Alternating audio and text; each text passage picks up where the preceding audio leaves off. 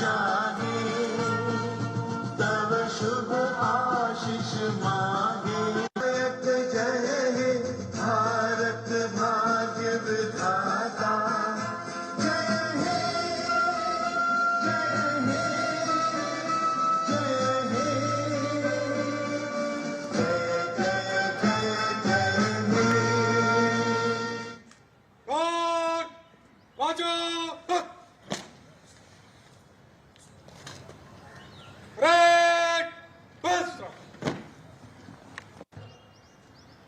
के 73वें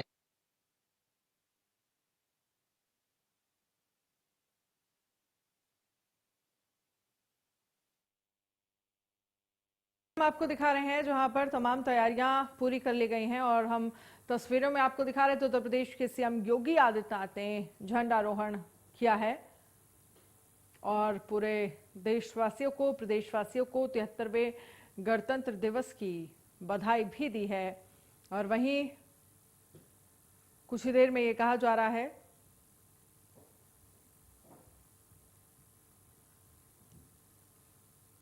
कि राजपथ पर भी देश आजाद हुआ था।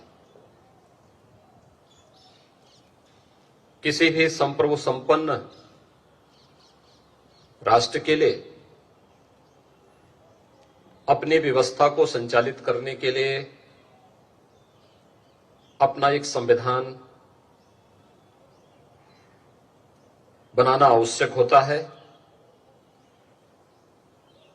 भारत के उस समय के महान स्वतंत्रता संग्राम सेनानियों ने मिलकर के एक संविधान सभा का गठन किया था। संविधान सभा 26 नवंबर 1949 को संविधान का मसौदा तैयार करके संविधान की प्रति संविधान सभा को सौंपती है और 26 जनवरी 1950 को इस देश ने अपना संविधान लागू किया। भारत का संविधान कई मायने में बहुत महत्वपूर्ण है। यहां पर जहां भारत के प्रत्येक नागरिक के मौलिक अधिकारों की रक्षा भारत का संविधान अपने प्रत्येक नागरिक को उपलब्ध कराता है, वहीं भारत के प्रत्येक नागरिक के लिए उसके कुछ मौलिक कर्तव्य भी भारत के संविधान ने दिए हैं। अधिकार और कर्तव्य के बीच का यह समन्वय ही भारत के संविधान को दुनिया के अन्य संविधानों की तुलना में कुछ विशिष्ट स्थान रखता है। बहुत सारी चीजें ऐसी हैं जो भारत के संविधान ने दुनिया के सामने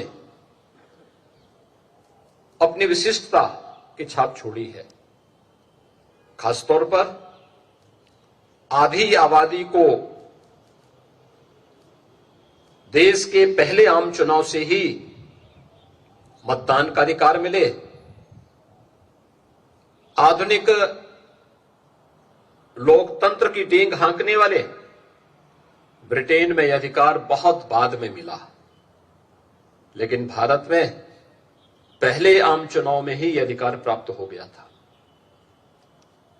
इस देश के अनुसूचित जाति जनजाति के एक बड़े समुदाय को सामाजिक और आर्थिक दृष्टि से समाज और राष्ट्र की मुख्य धारा के साथ जोड़ने के साथ साथ उन्हें उनका अधिकार प्राप्त हो।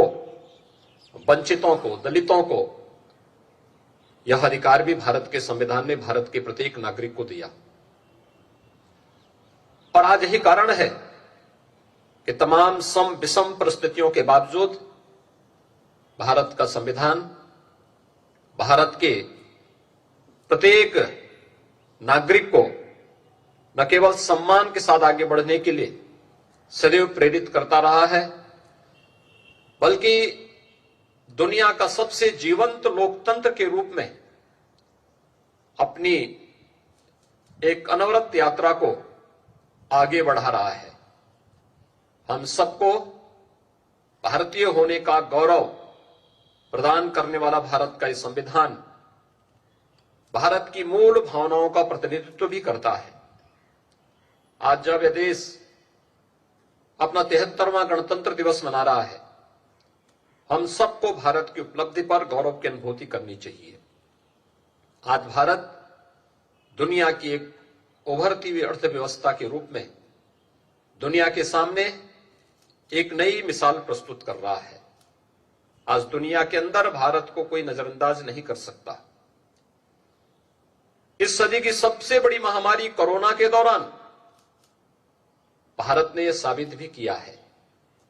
प्रधानमंत्री मोदी जी के नेतृत्व में बेहतरीन कोरोना प्रबंधन, जिसमें जीवन और जीविका को बचाने की पूरी गारंटी रही हो, भारत का यह कोरोना प्रबंधन दुनिया के लिए आज भी एक नजीर बना हुआ है। आज एक बार फिर से हम सबको इस संकल्प के साथ जुड़ना होगा कि हम अपने भारत के संविधान की मूल भावनाओं का सम्मान करते हुए जीवन में जब भी अगर हम अधिकार की बात करते हैं तो उससे पहले अगर अपने कर्तव्यों के बारे में भी प्रत्येक नागरिक विचार करते हुए ईमानदारी से अपने कर्तव्यों का निर्वहन करने लग जाए तो वह मुझे लगता है कि भारत को दुनिया के अग्रणी राष्ट्रों के रूप में खड़ा करने में किसी प्रकार की कोई समस्या नहीं होगी। भारत निश्चित ही दुनिया की एक महाताकत बनकर के आगे बढ़ेगा। मैं आज के इस अवसर पर उत्तर प्रदेश, देश की आबादी के सबसे बड़े राज्य, जिस उत्तर प्रदेश ने विगत 5 वर्ष के दौरान एक लंबी यात्रा प्रारंभ की है, विकास की, समृद्धि की, सुशासन की और जीवन के प्रत्येक क्षेत्र में आगे बढ़ने के लिए देश के अंदर एक नई नजीर प्रस्तुत कर रहा है। इस अवसर पर मैं उत्तर प्रदेश के अंदर जीवन के प्रत्येक क्षेत्र में कार्य करने वाले उन सभी नागरिकों को जिन्हें कल पद्म पुरस्कार से सम्मानित भारत सरकार ने सम्मानित किया है, उनके नामों की घोषणा की है, उन सबको हृदय से बधाई देता हूं।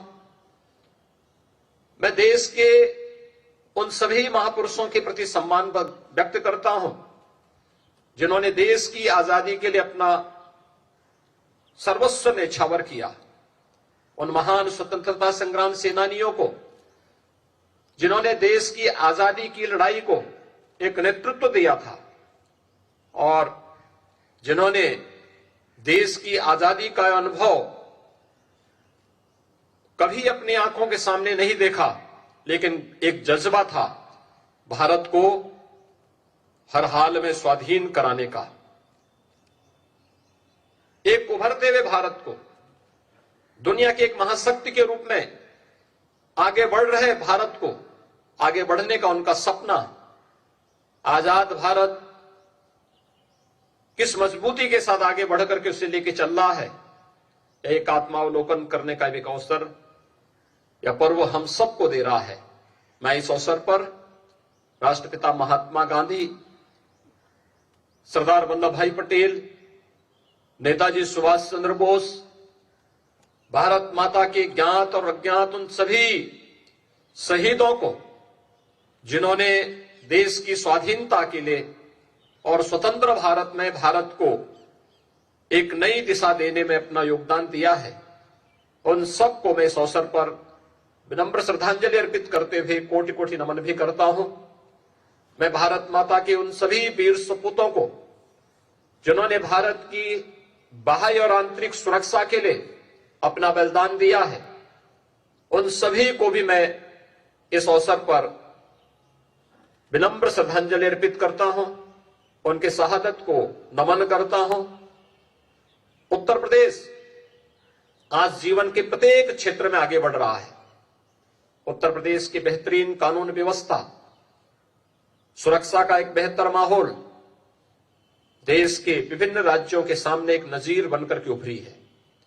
इस अवसर पर मैं उत्तर प्रदेश को एक सुरक्षित उत्तर प्रदेश और सुरक्षा से समृद्धि की ओर अग्रसर करने वाले अपने उन सभी जवानों को, जिन्होंने उत्तर प्रदेश के अंदर एक माहौल देने में अपना योगदान दिया है, आज वे हमारे बीच नहीं, उन सबको भी मैं विनम्र श्रद्धांजलि अर्पित करता हूं।